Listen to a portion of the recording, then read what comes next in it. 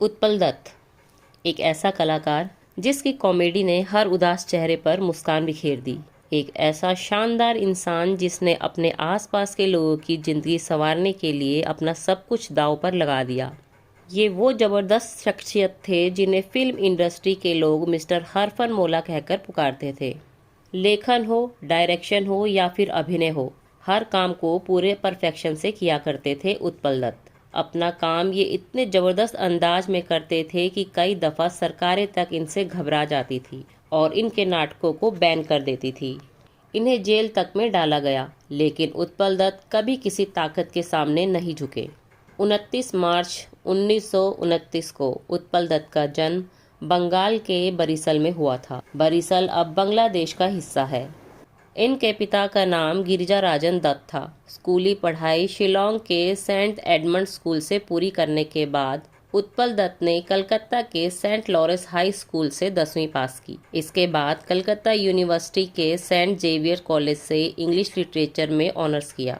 College के दिनों में ही उत्पल थिएटर की दुनिया से जुड़ गए थे। ये अंग्रेजी नाटक किया करते थे, साथ ही साथ बंगाली नाट्य कला जात्रा में भी ये काफ़ी एक्टिव थे। उत्पल दत्त शेक्सपियर के नाटकों को खूब किया करते थे। ऐसे ही एक दिन उत्पल दत्त शेक्सपियर के किंग रिचर्ड III नाटक में एक परफॉर्मेंस कर रहे थे। उस नाटक के दौरान ही इन पर नज़र पड़ी उस जमाने के दिग्गज थिएटर आर्टिस्ट जाफरी कैंडल और उनकी पत्नी लॉरा कैंडल की।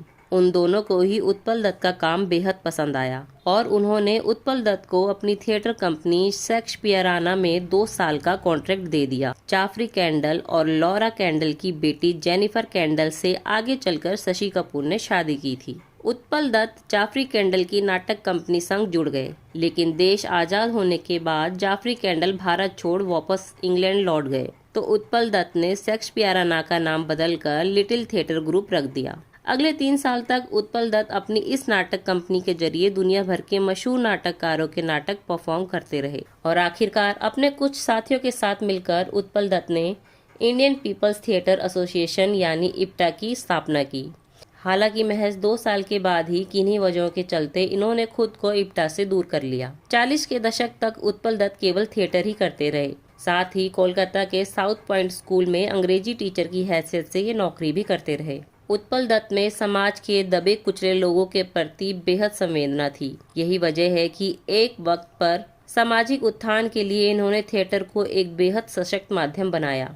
उस जमाने में अपने नाटकों के जरिए ये इतने ज्वलंत मुद्दे उठाया करते थे कि सरकारें इनसे घबराने लगती थी और उत्पल दत्त को गिरफ्तार कर जेल में भी डाल दिया गया।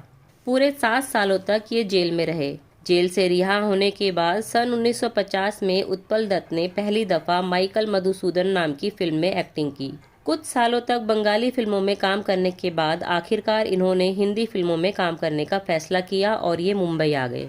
यहाँ आने के बाद इन्हें एज अ विलेन काम करना पड़ा, लेकिन जैसे जैसे वक्त बीतता गया इन्होंने हिंदी फिल्म इंडस्ट्री में खुद को एक जबरदस्त कॉमेडियन के तौर पर स्थापित कर लिया।